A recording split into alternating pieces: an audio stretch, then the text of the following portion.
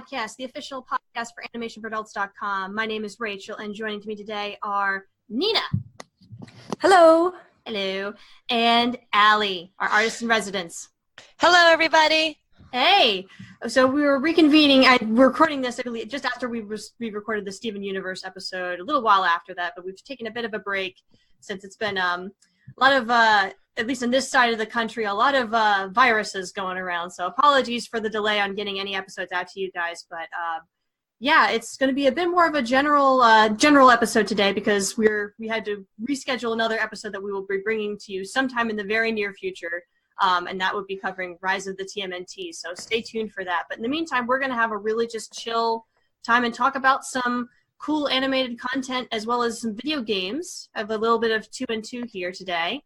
And just kind of go around and point out what stuff is, games that are worth playing, shows we've been checking out, and that kind of stuff. So, status quo. So we've done this a couple times before, but let's start with you, Nina, because I believe you had an opportunity to play something that we had previously mentioned in one of our earlier episodes. Yes. So I just got my Nintendo Switch. I'm very happy. I'm a little late to the party, but I'm really enjoying it. And one of the first things I wanted to get was Gris, which we talked about in a previous episode because it won the Annie Award for Best Character Animation in Video Game. Mm-hmm. So I was really curious about it. It also looked like a very easy sort of game, more relaxing. So I bought it. I haven't beaten it yet because it's actually a little difficult for me. I'm not very good at platformers. But it's absolutely gorgeous. So the game, it's a little abstract. It's about, you play as this female character named Gris, and you're sort of in this crumbling world that lacks color. And you go around, solving these platforming puzzles and collecting these stars, which help you unlock abilities, and you slowly gain more color in the world. In the world, and it's it's a metaphor for grief. So each color represents a different stage of grief. So it's anger, bargaining, acceptance, so on and so forth. So red is anger, green is bargaining, blue is depression, things like that. And the world gets more lived in and colorful as you go. The animation is absolutely stunning. It's 2D animation. Yeah. It's so the character design is really interesting because she has a very realistic face, but she has these kind of noodle arms and legs. Yeah, I remember that from the trailer. Yeah, and she has this cape that's sort of where all your powers are. You can swim, you can fly, you can turn into a rock, almost kind of like how Kirby, his downward smash, where he turns into and it's all coming from her cape. And the Wikipedia article unfortunately doesn't have too much information about the way the game was made. But it's a very small team. Mm-hmm. There was only 3 artists who worked on it, apparently. Really? And that's what it says on this article.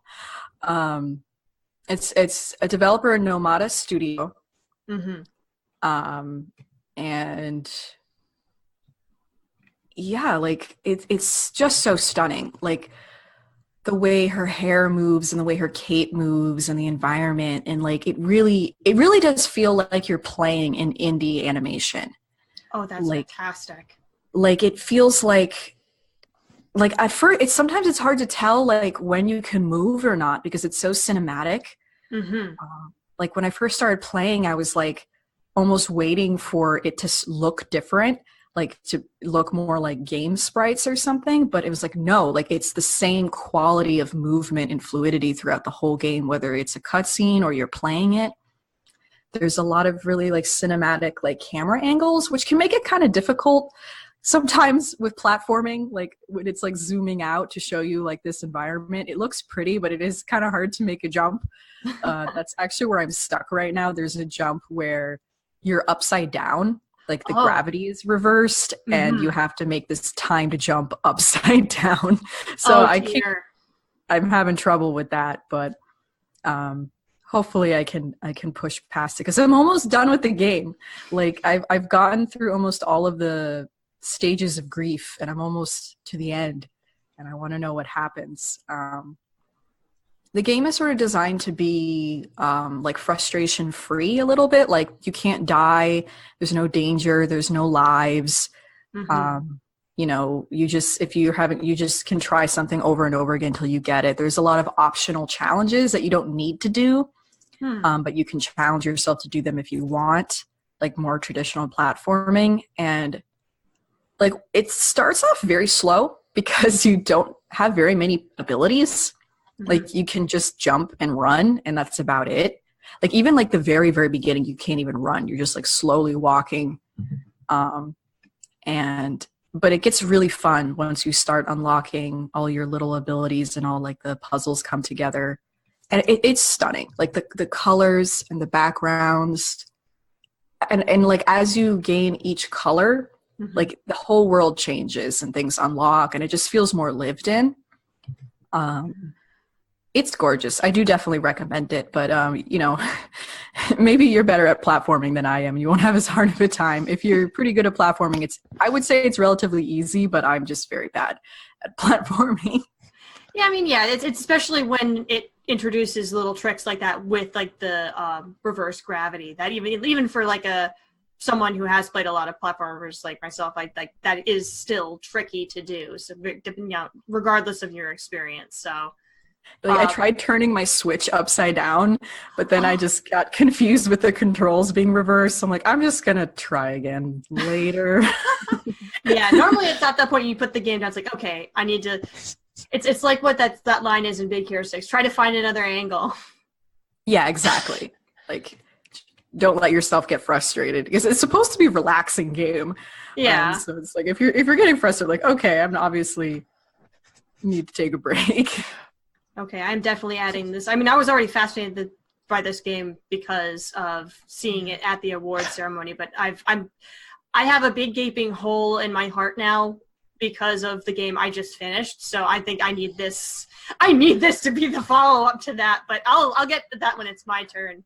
And it's not a very long game, so you know you can play it within a couple sittings and get the whole experience, and like there's some replay value if you want to like go back and get the extra challenges and things. But it's really it looks absolutely amazing. Like it's kind of unbelievable. Yeah, Nina, I actually just saw in silence. I watched part of the trailer for the video game. This is actually, I think, the prettiest game I've ever seen. Yeah, it's the colors are so pretty and it's gorgeous. It's so fluid. Yeah.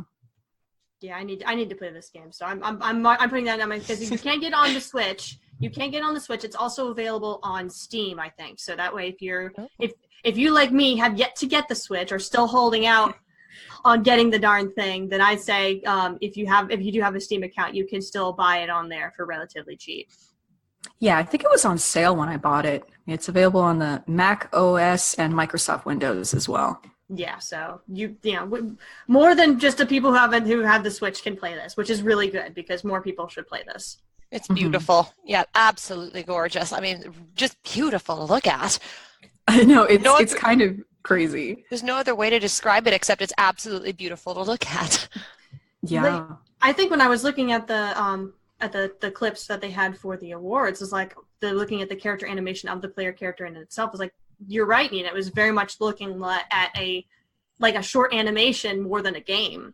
Like the only thing that really gives you a hint that it's a game is how the camera moves. Yeah, a little bit, but even then, a lot of the camera angles are very cinematic. Like you don't really have control of the camera. Mm-hmm. I don't know what part of the game it would be, Nina, but I love the bird flying out of the smoke. It's in the trailer here. It looks like a swallow. That's absolutely. Oh yeah, that bird. Yeah, that bird's like, I think it represents like a personal demon or something because it like attacks you. Oh well, it's very beautiful. I mean, the animation is absolutely gorgeous animation. Yeah, it's pretty, and it's so fluid. Like there'll be like like disappearing platforms are like a really common thing, but just it almost moves like liquid. you have these platforms that disappear and it's like liquid. It's so different. Wow. I would very much be interested in looking at a game developers conference panel if they do. I really sincerely hope that they'll do one this year of this game. Because I want to know more about it, because I haven't been able to find too much about how it was made. Yeah, I'd be very. I'm hoping for that. So if anyone who's involved with GDC, maybe by any chance tapping on this, please make that a reality, please. please. But yeah, wow. Okay, adding that to the list. Definitely, I highly recommend. Like, I'm not even sure if I'm willing to wait before it goes on sale again. It's not too expensive. It's because it's a shorter game and it's an indie game. It's not like a full like $60 or anything. I think it's like $15 or something. Yeah, 15, 16. I think I saw on because I was adding it to my wish list and I was okay. Yeah, there it is. 16. It's coming or $15.99. Yeah. All right. Very cool. Awesome. Allie, how about we go to you and see if was there anything that you'd like to share? I actually have a lot to share. I didn't think I would, but I had to scrounge together some of the things I've been looking at all week. Oh boy. And there's quite a bit. It's not like a 10-page list or anything. Yeah. But one thing I did recently catch up on was all of the Overwatch shorts. They have added a few more. Oh, wow. The most recent one that I watched was Reunion, and that has McCree, the character McCree, and it is a really good one. Oh, yeah, that's McCree, and remind me because it's been a while since he's the cowboy guy, right? Yeah, Matthew Mercer voices him. Damn. Yeah, I love Matthew. Damn, son. But they keep getting better and better, and what I really loved about each one of them is they don't talk down to the audience or anything. It just feels like a really good character-driven, story. Mm-hmm. And I absolutely love the one. Have you seen Honor and Glory? Yes, I did. That was amazing.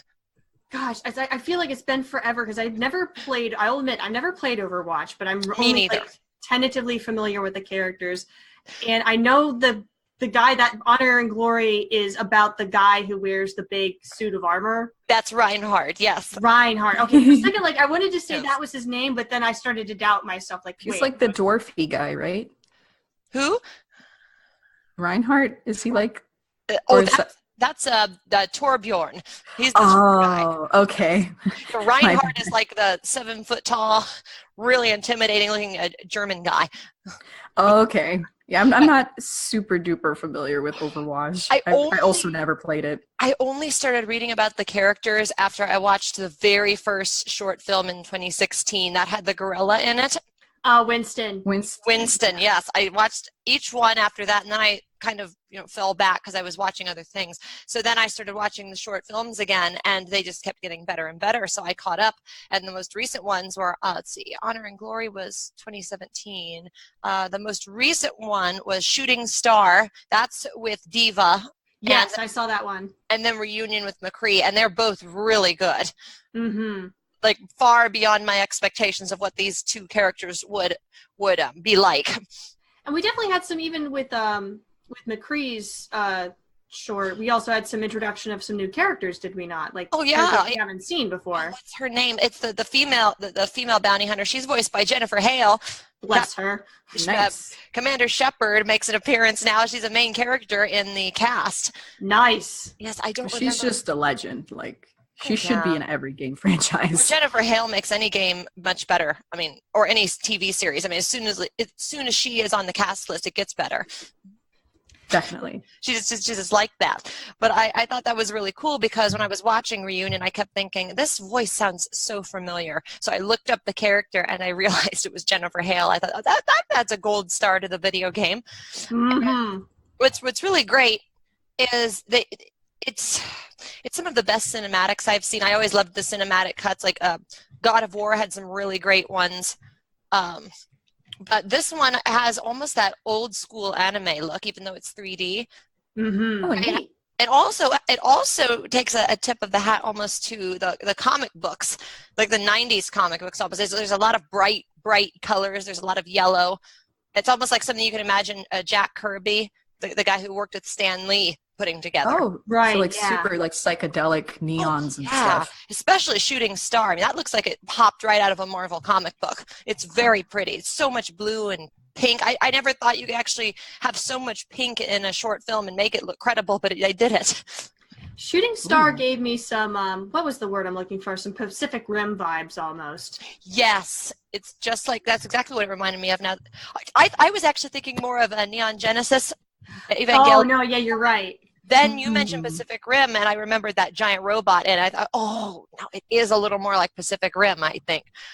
But yeah, I didn't like the character Diva at first, but I think this definitely opens up more on her character. That's one of the reasons I've been catching up on these. Is I love the characters in Overwatch. They're just great characters. They're timeless characters, and they're really great. They're well characterized. They stand out from each other, and you want to know more about them. And especially with these shorts, it gives us a look at them beneath the surface. We actually get to see them in action, as opposed to just playing, jumping into their, avatar skin in order to play them in the video game. Exactly. And it's funny because I told my dad, he was talking to me a couple of years ago, and I said, wouldn't it be really cool if they made a series or a film about this? And apparently, this is just a rumor, they are currently working on either a TV series or a film. Okay, good, because if that rumor is indeed true, then I'm happy, because I believe we've talked, like Chris and I have talked about this quite a bit when we've discussed these animated shorts as well since they started coming out, that there is enough lore and characterization in Overwatch alone just from these shorts that you could theoretically do either a full feature film or a television show. Easily. Netflix show. Yeah, and it's so insanely popular. You'd think they would have done it by now.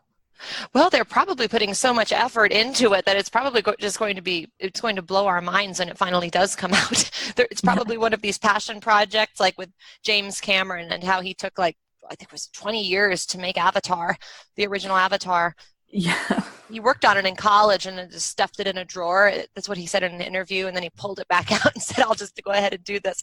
Kind of like what he did with Alita Battle Angel. Right, yeah. I have not... The big thing with that is the fact that he had to wait for technology to catch up with his idea, was the idea. I have not yet seen this film, but I've been keeping up on the news, seeing what did the critics think, how is it doing. And it actually looks pretty good. I've heard a lot of people are saying it's one of the best, if not the best, manga adaptation in America of all time. I can believe it. I haven't seen it either, but I've noticed there's sort of like it kind of goes two ways. Like people who are already kind of familiar with anime and generally like anime seem to really like it. But then critics and people who just don't have a lot of familiarity or patience with anime tropes and conventions think it's stupid. And I think another problem is, unfortunately it's a big one, is I don't really think a lot of people, at least here, know what the story of Battle Angel Alita, the original manga, is about. At least I was one of them. I was one of the people who had not heard about it. But I haven't either, honestly. Yeah. I don't know anything about it. I remember seeing it. I thought it was an original creation from James Cameron, and then I read it was an anime, and I thought, wait, what? I've never heard of this before. So I looked it up, and I thought, why have I never heard of this before? This looks fantastic.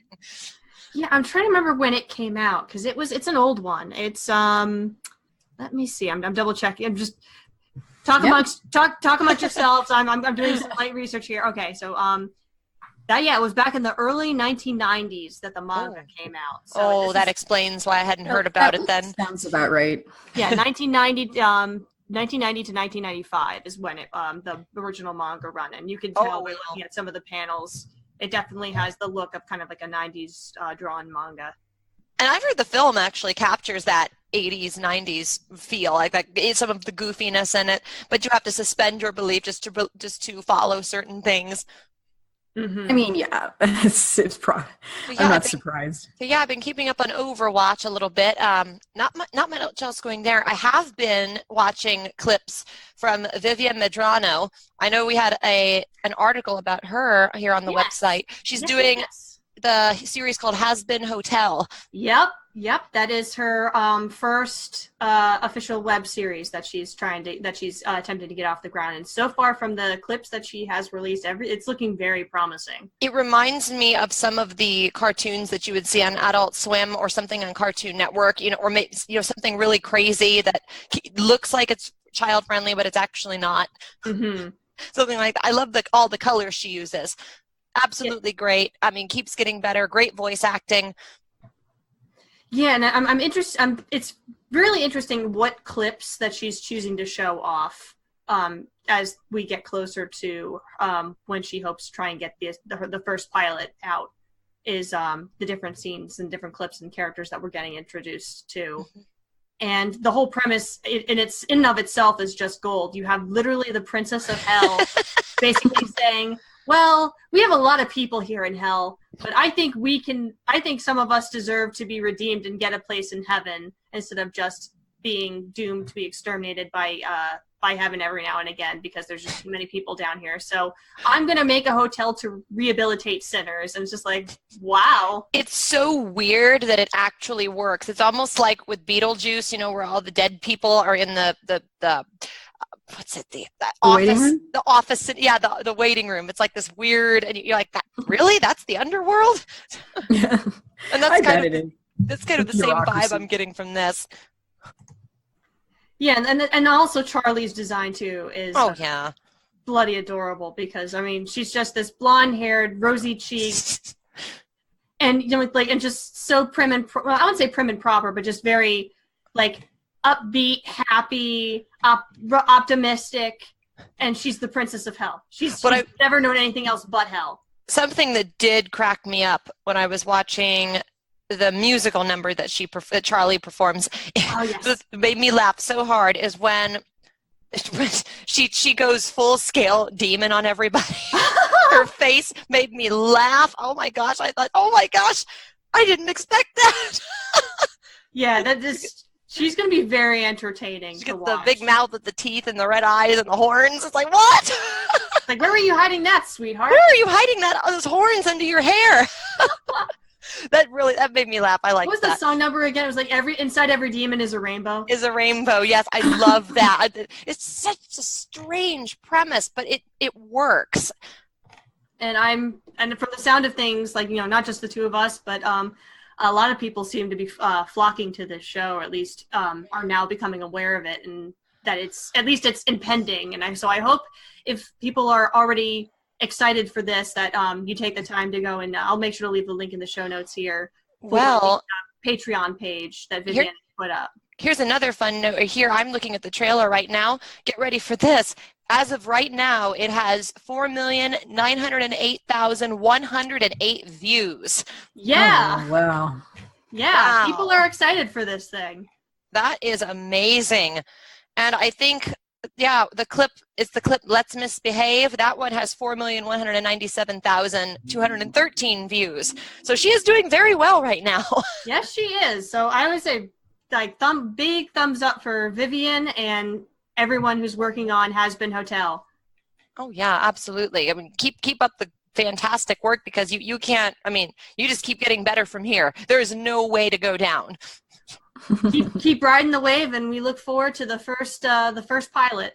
All right. Now, I do have a question for you, Rachel and Nina. Since we're not talking about the Teenage Mutant Ninja Turtles, the new show this week, yes. I was working on the artwork for the podcast, and when I was doing that, my mom's a research nut. She loves doing this. She, just out of having fun, she calls me up. She says, I found the history of the Teenage Mutant Ninja Turtles. And I said, what, you mean the fictional one or the real one? And she says, the real one. So she sends me the story about how these two guys made the comic book. Do you two know how the comic book was put together? It was on a napkin. Yes. They made a $1 million, or was it $10 million? It ended up being that much on a napkin. It was like a 30-week. Was it a 30-week contract? How did that work? Oh, darn it. I don't remember. But I remember it was their first contract, and it was drawn out on a napkin.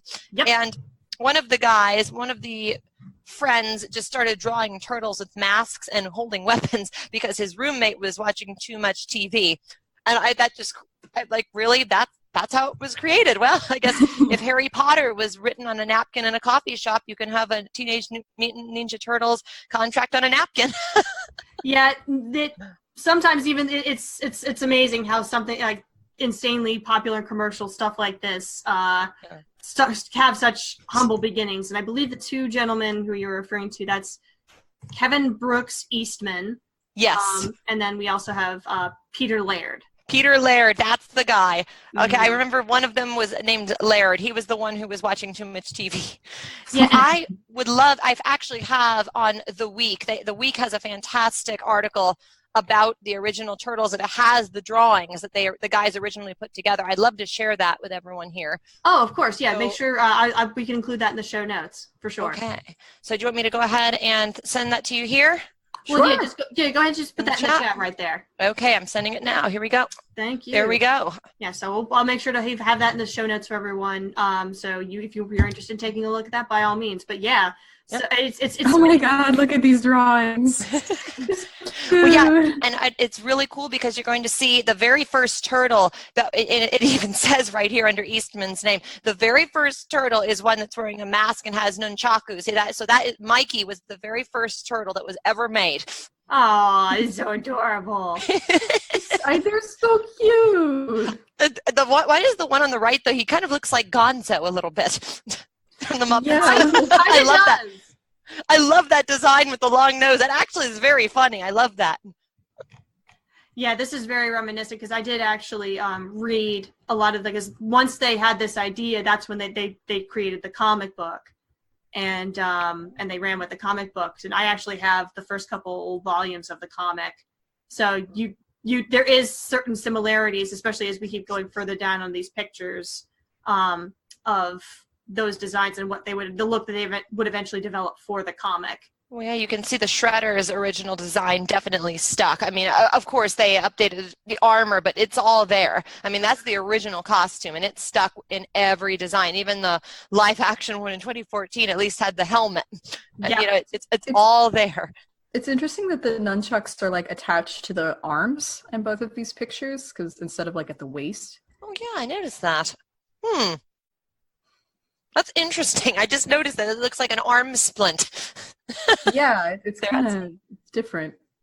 Well, yeah, because it doesn't even look like with the way that he's drawing Michelangelo in these shots. He's still more of a traditional, actual turtle and less humanoid. So no opposable thumbs in which to hold the nunchakus. So he would just toss them around because they're attached to his arms. Oh, I just got that. Oh, yeah, he doesn't have thumbs. His one hand. Later, he would develop to have thumbs, and it looks like here he's got, he still gave him, 5 fingers, whereas opposed to later on, they would have been I have 3 fingers. It's too many toes. I know, oh my gosh, it's a very cute turtle, but it's so strange to believe that we went from this sketch all the way to what we have now in Rise of the Teenage Mutant Ninja Turtles. Yeah, the TMNT have had a very long and I wouldn't say chaotic, but there's a lot of different interpretations over the years. Yeah. And some have gone from, more humorous. Some have gone for more serious. It's amazing to see how they've evolved over the years. And yeah, I never was a fan of the darker Mutant Ninja Turtle. Again, I never really watched those shows.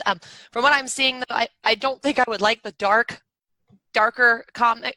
Excuse me. The comic was initially kind of. I heard it was really violent and vulgar. Is that true? It was very violent. It was because it was like a satire of comic books of the era.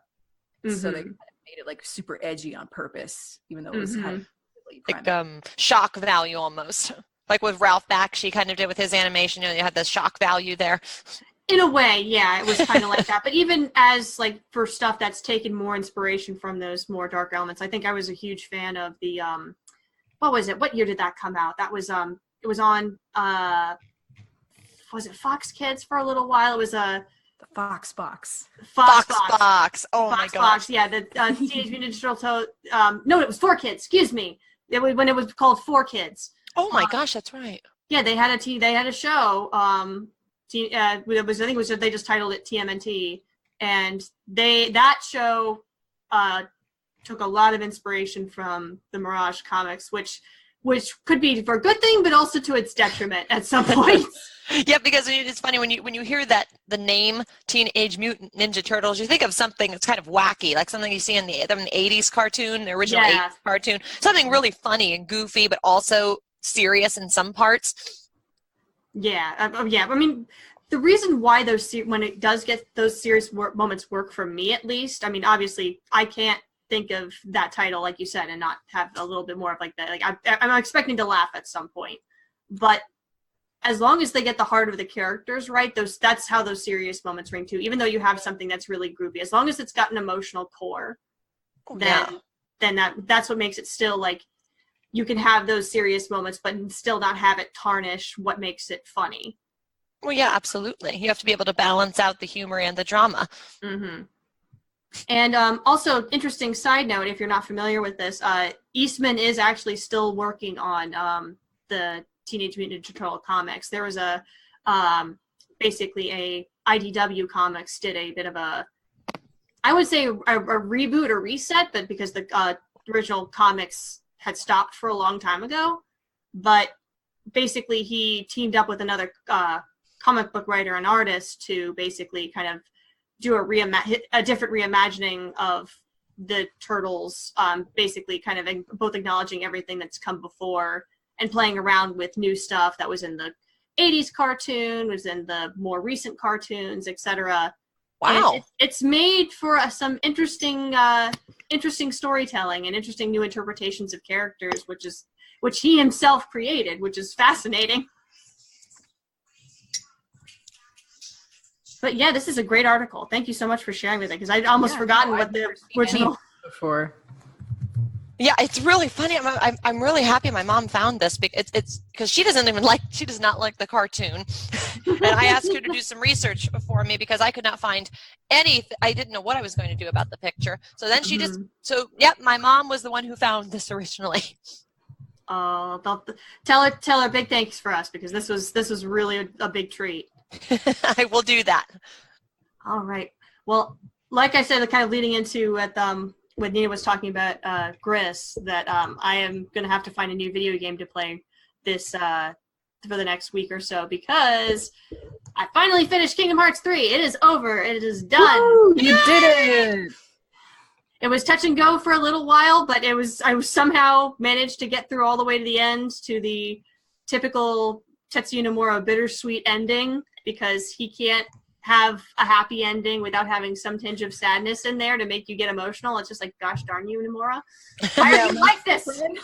My friend described the ending to me, and basically it's like the ending of Final Fantasy X mixed with a little bit of Pulp Fiction and also Digimon Tamers.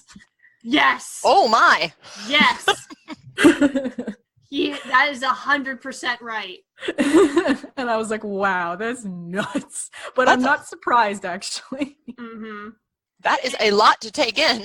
It is. And I mean, I can't say, and maybe it's really hard for me to talk about this, and I'll try my best, because I think I'm still in some ways still emotionally processing the whole thing, because I was waiting for the game for so long, is the fact that like there were so many good aspects of the game and I really enjoyed playing it.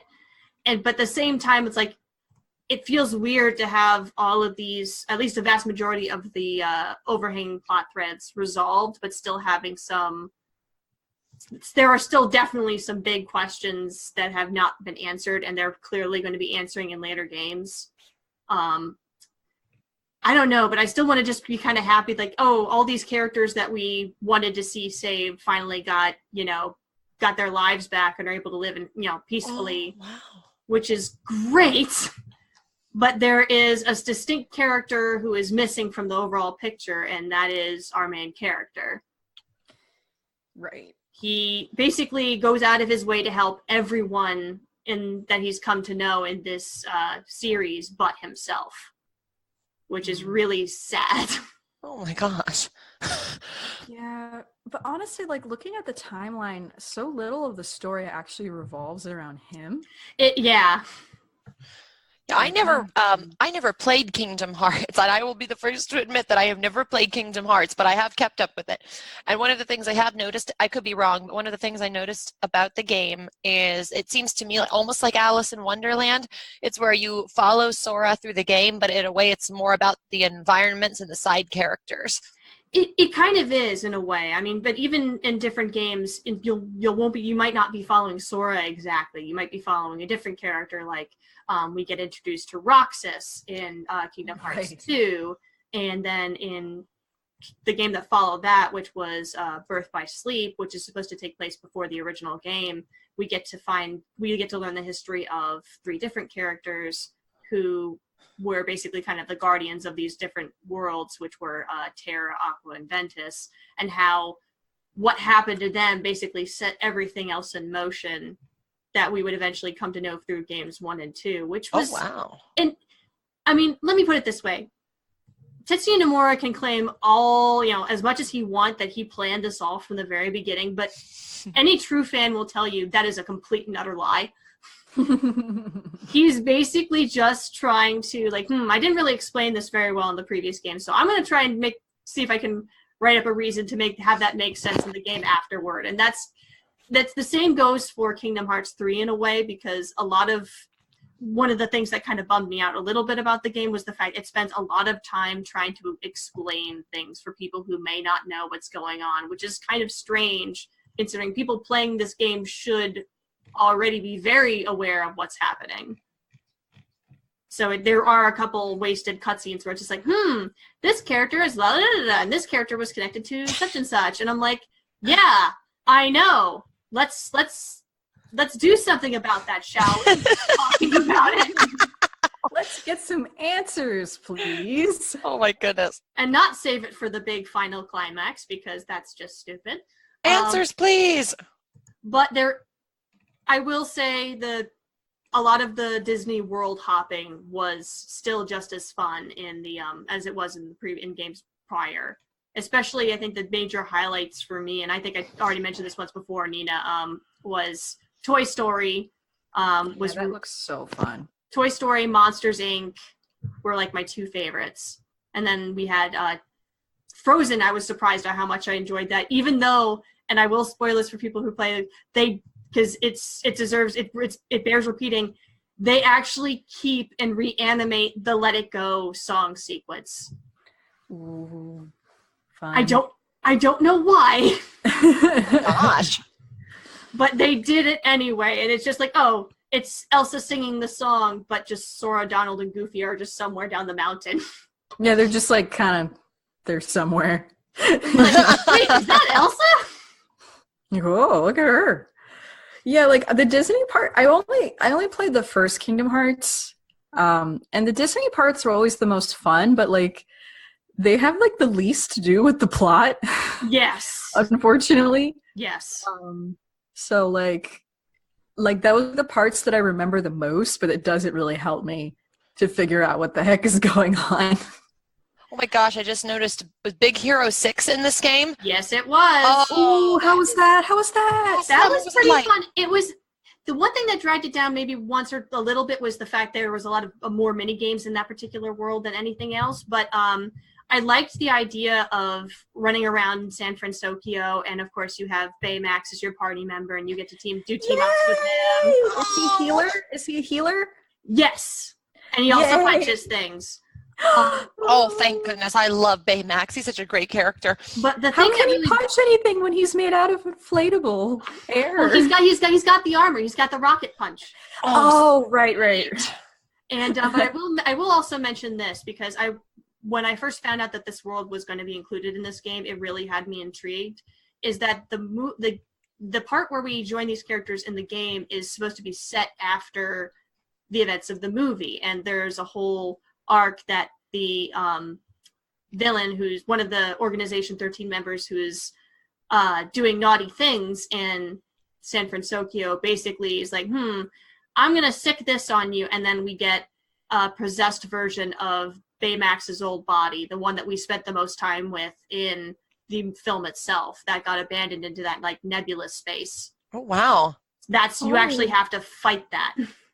Cool. I know, and it's fight any iteration of Baymax. I know, it's like, oh, I had lots of feelings. Like, no, this was the Baymax that we not Baymax. Anything but Baymax. I need to see that movie again. Oh, I know. Yeah. It's such a great film. So underrated. I mean, when was the last time we heard, see Disney do anything with that except for Kingdom Hearts 3? Well, I mean there was like an animated show, wasn't there? Yeah, I think that's right. There still is a show on not Cartoon Network, Disney Channel. That they have the characters doing superhero shenanigans, which is, it's basically a superhero show, but just with these characters, which is a lot of fun. But I absolutely shenanigans.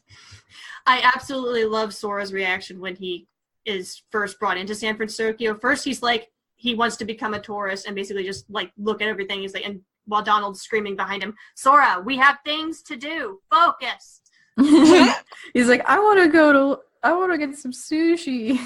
Oh my god. And then the moment he lays eyes on Baymax, he's like, guys, can we keep him?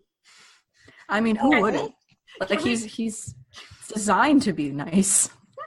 It's like, can we keep him? And Hero's just like, no, he's my personal healthcare companion. Thank you very much. He's my personal emotional support brother. I think each of us wishes we could have a Baymax. Yeah. I know. He's so cute. And cooking with Remy was a lot of fun, too. There's a whole side mini game where basically Scrooge McDuck runs into Remy the rat from Ratatouille.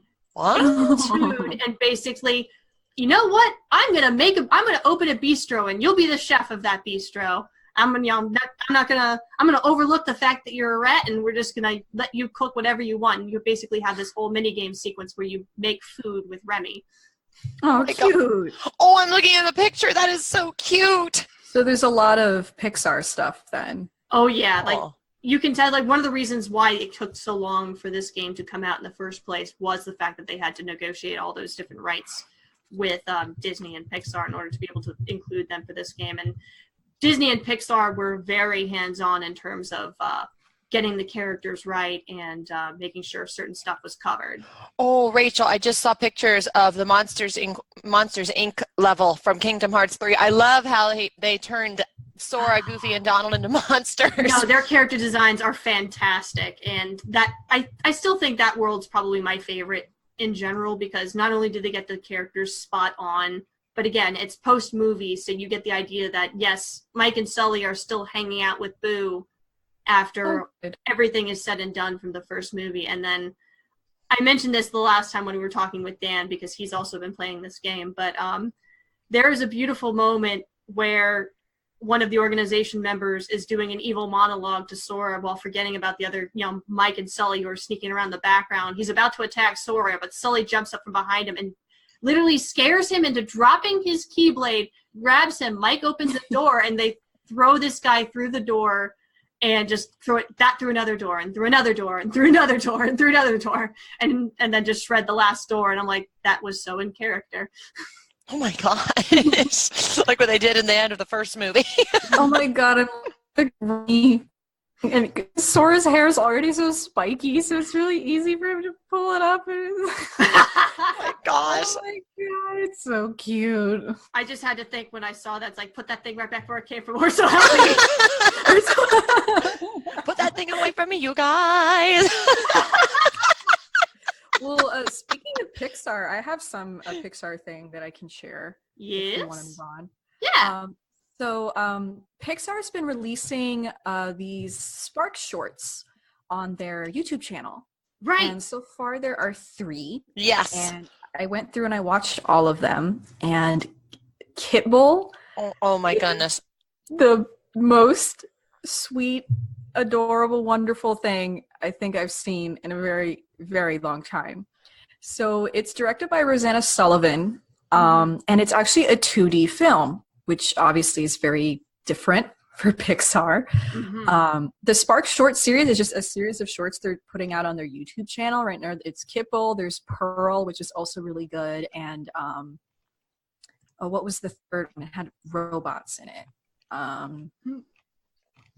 Let me just find the name of the short.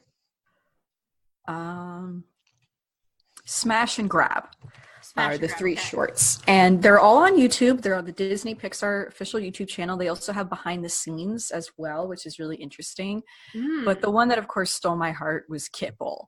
Oh, and yeah. Kitbull is about a stray kitten in San Francisco who finds a pit bull that has a very abusive owner, and they become friends.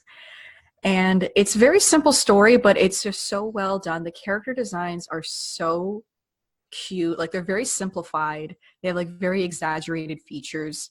And yet, like, the animation on the animals, it's both like, it sort of totes the line between like being pretty realistic, but also very fun and cartoony at the same time. Like, they really do move like animals, but then they're exaggerated in just the right places to like be super cute or super funny. And the backgrounds are so pretty.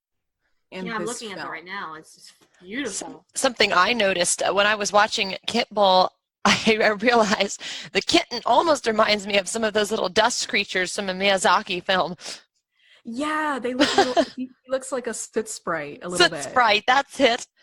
Yeah, I love that. Big eyes. I love the mouth. Oh my gosh, it's the cutest little kitten ever. So cute. It was actually inspired by the director. She just really liked cat videos, and she was like, I want to make a film about cats or cute little cats because I've been watching all these cat videos. But then, like, as she worked on it, like, it became a little bit more personal, like this idea of being kind of shy and not very good at making friends, and because the kitty's a stray and they have to be very defensive of themselves, so they're really scared of this pit bull at first. But the pit bull, of course, is just the sweetest, cutest thing in the world. And what I really like it because it's like the perfect film for like cat lovers and dog lovers. Like, we can like meet in the middle and both enjoy the movie. My family dog is actually a pit mix mutt. Oh. So I was very, very touched by the story of the poor pit bull who was treated so poorly, and like the scene at the end where like the lady is kind of scared of the poor creature. But it's sweet, and I really, really recommend it. You can watch it on YouTube right now. It's free. You can learn a little bit more about how they made it. It's just really neat to see Pixar doing 2D. It is like I like you said, I'm looking at the designs right now, and it is very like there's the cartoonish element to it, but at least the movements and behaviors, like I'm looking at the cat right now as it's moving around. It's like that just like looks like something I could like. I spend a lot of time with cats and kittens, and that is realistic behavior and movement. Like, especially when it's fur standing up and it's doing that kind of bit where it's arching its back and that kind of stuff. Yeah, like that's very realistic. I think this is like the first, isn't this like the first 2D short Pixar has released since Night and Day? I think so.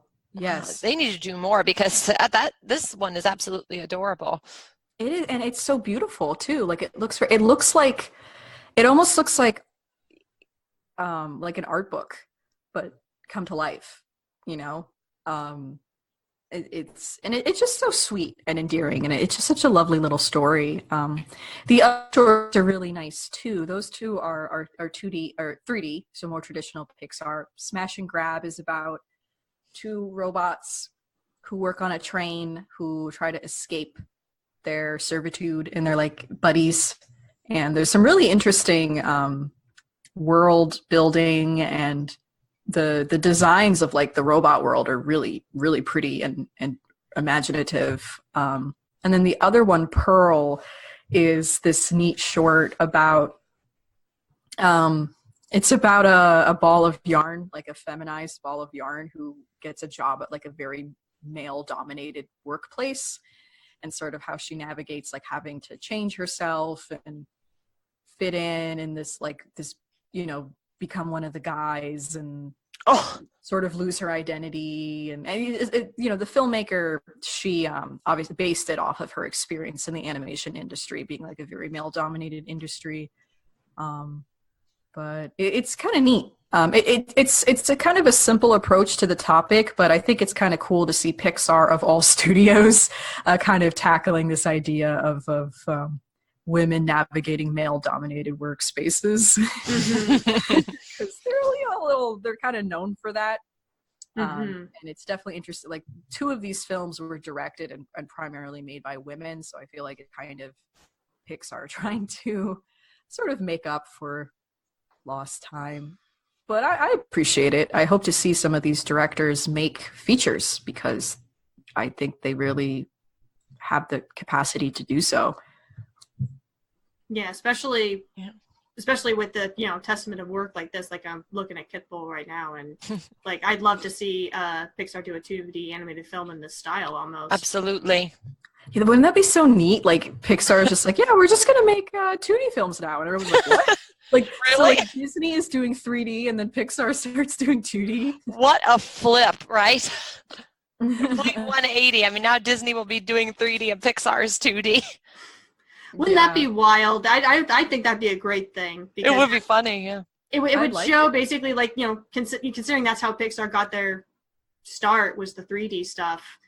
It would basically show, like, those naysayers, like, oh, 2D is not relevant anymore. It's like, well, look at this. People who started with 3D and made it a huge thing are now making 2D shorts and features. So, like, there you go. And they actually use, like, 3D animation to help with, like, the layout and things of the scenes before they storyboarded it for, like, 2D, which is kind of interesting, because, like, when they were talking about it, how they kind of had to work from the ground up to develop a 2D work cycle, because they didn't have one in the studio. Yep. So they had to do a lot of extra work to be like, okay, we have to kind of completely redesign how we do things to accommodate 2D animation and what it needs. And, like, they actually use 3D animation tools to help with, like, storyboarding and stuff, because that's just what they're used to, which I thought was really funny. Yeah. That would be really cool to see an entire Pixar film in this style. It's just it's so charming. And It's gorgeous. It's very different, too. Yeah, like, there's no lines, really. Like, everything is lineless. Kind of like what Genndy Tartakovsky did with Samurai Jack. Like, there's not a lot of outlines. It's almost like something out of a collage or a storybook, like you just said. Yeah, but even with the character designs, they don't really have a lot of lines. Like, the dog is just in white and the cat is just in black. And like, the backgrounds, they almost look like pastels or gouache or something. They're, like, kind of fuzzy. It's not very crisp. And yet everything's composited so well, it looks really believable, which seems like it would be kind of hard to do with, like, a very kind of fuzzy looking world. They got the kitten's behavior down perfectly. I love it when I don't know if it's a he or a she kitten, but I know when the little kitten sees the little pop bottle for the first time and its eyes get really huge and black. All I kept thinking about was, oh, that's just like my cat when he was a kitten. He would do that. I know, the kid is so cute. And the Pitbull is also very accurate to, like, how it, like, doesn't really realize how big it is, and, like, wants to play, but, like, doesn't know that they're, like, this big guy. And it's delightful. Like, if you need to put a smile on your face, like, if you're having a rough day, I really recommend it. It'll make you feel better. Yeah, for sure. Yeah, and then since this is on YouTube, I'll go ahead and leave the Disney Pixar YouTube channel where you can find these shorts in the show notes. So after hearing us talk about them so positively, that way if you're curious, you can just click that link right there and watch the magic happen. Yeah. It's definitely worth it. So worth it. Like, I shared it with my mom and she was like, Nina, this was so nice, thank you.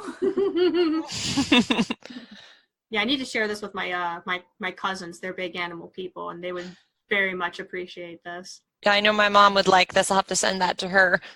Only warning is that there is a little bit of violence against the Pitbull. Yeah. Nothing that we sort of real time. Like, it is a little, it's a bit intense. Yeah, it shocked me when I first saw it. I thought, oh, wow, this isn't, wow. that they're actually doing this. They're showing animal abuse. Yeah. So just fair warning, but it has a happy ending. So. Oh yeah, I mean, it has a wonderful ending. Oh, so good. And let me see if I'm trying to think. Allie, is there anything else you'd like to share this evening? No, let me think for a moment. Well, actually, yeah, there is something. I only found out about this today. I thought the movie was going to be coming out later this year. They did a live-action remake of Kim Possible. Whoa, really? They did, and I had seen the trailer for this last year. I had no idea, but the movie, I think it was already released. I was able to watch a review on this, and yeah, it didn't get very good reviews.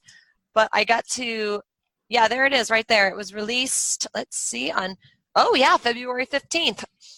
I was actually looking at an article of it. I can share it if you want to look at some visual. Yeah, by all means. Sure. Yes, it's in there the chat. It is. Yeah, I don't know. What are your opinions on it? I haven't seen it, but it doesn't look great. Is it a Disney Channel movie? It's a Disney Channel original movie. From what I'm reading, it's like the lowest, the least watched Disney Channel movie of this year. Oh, wow, that's saying something. Yeah, people did not like it because I think that they had a lot of problems. One critic had a lot of problems with not necessarily the actors who were chosen, but the relationship that they have between, well, of course, John DiMaggio was the best one, Dr. Draken. Oh, of course. And Nicole Sullivan as Shigo. That's completely lost in the movie. From what I'm seeing, it's just like some bantering back and forth, but it's almost like a real disgruntled married couple more than the sarcastic bumbling. Aww. Yeah, it's really kind of, I wouldn't say it's bad, it's not the same kind of chemistry that DiMaggio and Sullivan have, because let's just face it, those two could have you laughing in seconds. Mm-hmm. Yeah. they were always ripping each other new ones. Oh, my dad, it's funny, he never really got into shows like that, but that was one of his favorite shows that he used to watch. He actually loved that show when it was on TV, and he would always crack up when John DiMaggio's character came on the screen. I mean, he's so fun. Yep. Yeah, John DiMaggio is hilarious, and pretty much any role you put him in, he always tries to bring his kind of dry humor to it. Yeah, he's pretty funny, especially when you pair him up with Billy West. Oh, yes. Have you seen their stand-up's great. That's a different story. But their stand-up they did in this one sketch was absolutely hilarious, and all I pictured the whole time was what is his Fly on Futurama and Dr. Draken doing stand-up. But yeah, the relationships between the characters weren't terrible from what I was reading, but they just didn't capture the original comedy. Which is unfortunate, because that was one of the big draws of the show. It wasn't just the action adventure elements, but it was the humorous interactions between the characters. There was Kim working off of Ron Stoppable, being played by Wilfred L., who sorry, you really can't replace that no. A, that voice, or B, that style of comedy. No. My mom, it's funny, she told me this a while back. One of the things that she used to like was when Ron would go, yo-ha, bro, ha. Yeah. She liked that. She liked Ron more than any other. It's really weird for me to even say this. My parents loved that show when it was on TV. Like, I'm talking loved that show. Wow. Yeah, they loved it. Because it's funny. It was a genuinely funny show. Funny. So that should tell you, I mean, if adults, well, at the time, of course, if adults like the show, you know it's working. Yeah, because if it's got, it has a very nice, dry sense of humor. I think what got my dad attracted to the show also was a silly sense of humor, too. Oh, that's yeah. universal. I think one of the reasons my dad liked the show originally was because Patrick Warburton plays Mr. Barkin, the principal or the teacher. That's right, he does. In my dad's book, Patrick Warburton can do no wrong. And I have to agree. I have to agree with him on that one. But they didn't. I think they could have probably saved if they had Patrick Warburton in the movie. That's just my opinion, but I don't think they did. Yeah, the casting wasn't terrible. It's just, yeah, you're right. You can't really replace the original cast, like Christy Carlson Romano, John DiMaggio, Wilfred L. and I'm not sure how I feel about how they were animating Rufus. It wasn't terrible. No, I mean, I'm looking at it, it's like, it's fine, but nothing... It's like, I want to be creeped out by it, but I can't be. It's like that, what's that? It's called, it's almost like when you look at him, you think, okay, he's kind of cute, but at the same time, it's creepy. It's like that uncanny valley kind of thing. Yeah, definitely some uncanny valley from what I'm looking at in the picture. Yeah, it's like, I'm looking at that thinking, that thing, if it was real, would creep me out, but at the same time, you're thinking, he's so cute, it's Rufus. Well, yeah, because, I mean, there is some stylized elements to his design, but the fact that they're trying to go for a more realistic look, and, I mean, have you seen a realistic naked mole rat? I'm sorry. They're not cute. Very really. I mean, creepy. It's kind of like, you know, like baby echidnas, where they're both kind of cute, but kind of like, what in the world? Like the eye, that lemur from Madagascar, like it's so ugly that it's actually cute. Yeah, Yes. yeah. It's just one of those things. It's like bulldogs. Those, like, my bulldogs walk around like they're the prettiest dogs in the world. They are some of the ugliest dogs on the planet, but they're so far down the spectrum that they have reached cuteness. Yeah, because they're all chubby and they have jowls and like little tiny ears with big heads. I'd love to see a parade of them walking around in tuxes with those little gentleman hats. They look like little stuffy little Englishmen.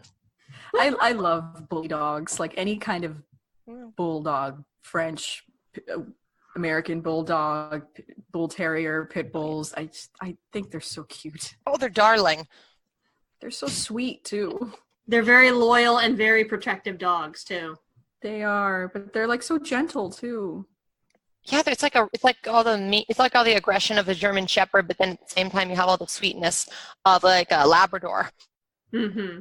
I love the scene in Kipple where like the dog is scared and she goes to pet it and he just kind of has that like really like relieved face, you know. Mm-hmm. That made me. I'm not okay. I will be the first to admit it. That made me cry.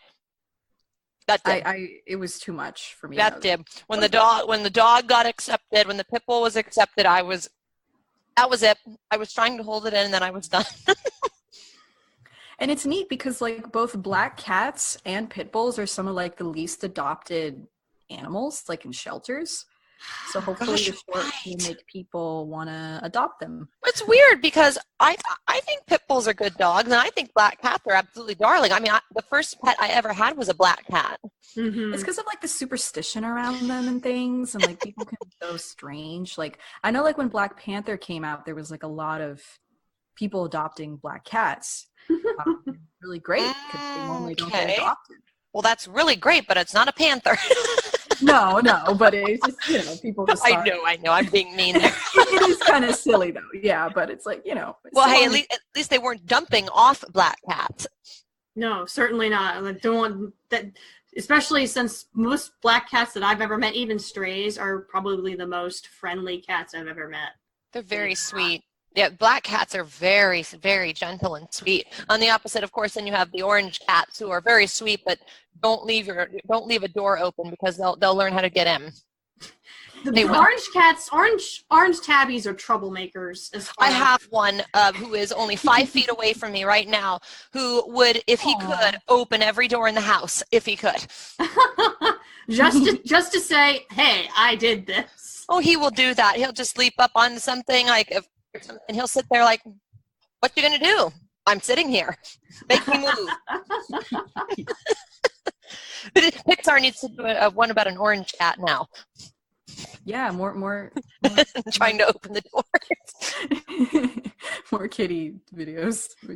More kitty videos. Oh my! Yeah, watch more online cat videos and then make shorts about cats, please. Something with the Kim Possible movie that I did want to mention this. I can't confirm it happens in the movie because the critic showed a clip of it. Okay, I don't recall if there was ever a scene like this in the show, but sometimes the humor gets really weird. There's a scene where only way I can describe this is that Dr. Draken gets drunk on skim milk. Wait, skim milk? It actually happens. I promise you, I am not making this up. There's a scene where he either looks like he drank and then passed out because he was exhausted, but I'm not going to put my money on that. That actually happens in this movie, and all I kept thinking was, they made that joke in a kid's film? Just why? Why? Exactly, just why? And okay, Dragon was a bumbling moron sometimes in the original, but he wasn't stupid. Like he wasn't stupid things. He was a bumbling. He was a little stupid. Oh yeah, he was a little. Okay, yeah, he was a little stupid. Yeah, let's just face it. He was not the smart one in the group. He was good at making inventions. So that was about it. Well, yeah, if you can create a rocket pack that blasts you up into the ceiling and you can't figure out how to get out, yeah, you're not that smart. You're not the sharpest knife in the drawer. No, but they have a lot of weird jokes in that movie. So yeah, but it's been buzzing all over the internet, and I finally got a chance to watch some clips from it, and yeah, I don't know. Christy Carlson Romano does cameo in it and does deliver a really funny joke. Oh damn! Okay, that's good for her. She's in it very briefly. I think she's in it briefly. But it is real fun. It's weird to hear Kim Possible's voice not coming out of Kim Possible. I guess it's so distracting in a way. It's a cool cameo, but it's really distracting. Mm-hmm. I don't know. So yeah, that's another thing I got a chance to see. That's cool. Get to see the whole movie. I might not, but I got a chance to see some clips from it. That sounds like a good thing to sit down, like if you're a fan of the show and you just want to, like, you know, one of it might be so bad it's good kind of things. I'm hoping that it is so bad it's good, because there are a couple movies I like that are just horrible, but boy, are they fun to watch. We all have one of those, or even several of those. For sure. But I think we're just almost at the end of our time here, but I will kind of round us out with one last thing I wanted to share that I actually just got back from seeing last night. How to Train Your Dragon 3. Oh my gosh. Oh wow. I had a chance to go see it with my good friend and my brother and his girlfriend, and we got tickets last night to see it. It was about 7:30 showing, and it was very good. Like I'm not sure where it lies on the status quo in terms of which of the films I enjoy. You know, like there's the first, second, third, but in actuality, I don't think I'll be able to really say for sure like where it stands, because it's just the ending of the story. It's really, I mean, each movie tells a portion of the whole story, and then this is just the conclusion, the you know, ending bookmark, if you will. And like you could marathon all three of these movies together and you'd have a complete experience. And I like the fact that along with Kung Fu Panda, DreamWorks have able to successfully end another film trilogy. Oh yeah. Just as much heart and soul as it did when it first arrived in the cinemas.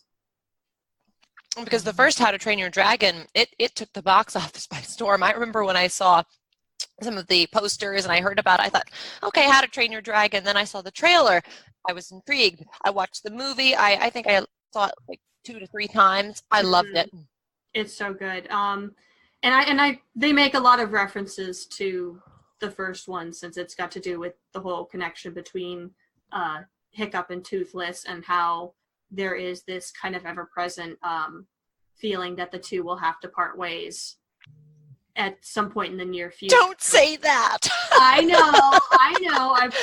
The trailers have said it enough for me, so I'm going to go ahead and just leave that there, since this is not going to be a spoiler discussion for this film. So oh for people my. who haven't seen it, I'm not going to go into too many details, but there is a lot of, you know, discussion about basically Hiccup really having to come into his role as the new chief of Burke, and some of the tough decisions that he has to make in order to believe that he's worthy of that role. Because how old is he in this movie? I'm trying to remember. I don't think they've given an exact age, but he's definitely, if he was about in his mid-teens in the second movie, he's definitely leaning towards his early 20s in the third movie. Oh wow, that's crazy for a kids movie. So yes. That's really never been done before. And you know, Fish Legs has grown a mustache, and oh, that's right. Yeah, Fish Legs has grown a mustache, and Tough Nut is pretending that he's growing a beard because he actually hasn't grown a beard, so he's just ponytailing his hair. It's like, look at my big full beard. Yeah, I think it was into it. Something I really love about this series is how they've aged the characters. Mm-hmm. I think in a way this is something that this movie succeeded in, where I think The Incredibles 2 could have succeeded in a little bit better, is aging the characters, because then you can follow them on this journey through whatever it is they're going through. And with this one, I mean, now all sorts of people at different ages can relate to How to Train Your Dragon, because they're showing the characters at different stages. And it's such a great, it cements the journey even more. It shows you how long it's taking all of this to happen. Yeah, and years have definitely passed since the second movie.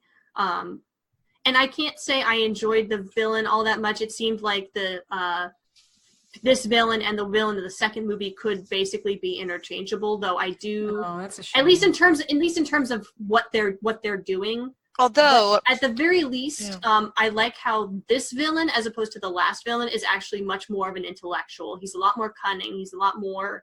So and you got F. Murray Abraham is doing the voice. I mean, fantastic choice there. No, he gave a wonderful for performance, and I really like that. As opposed to, I mean, the guy from the second movie was okay for what it was, but I like the fact that this one was more of an intellectual and more of a schemer than the one before, who was just this big old brute.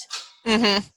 That was one of my problems with the second film. It was very good, but I didn't like the villain that much. No, yeah. If you are extremely disappointed with the first one, or with the second villain, the villain in the second movie, this one will be a bit of a step up, but I can't say by how much you'll be impressed, because it's still the same idea of, it's like, oh, I want to get the Night Fury. I want to kill Night Fury, etc., blah, blah, blah, blah. And it's like, well, we've heard this song and dance before. Although, you could argue that, like in all the DC comic books, you always have, like Superman, the animated series, you always have villains trying to attack Metropolis. Well, they could be doing other things.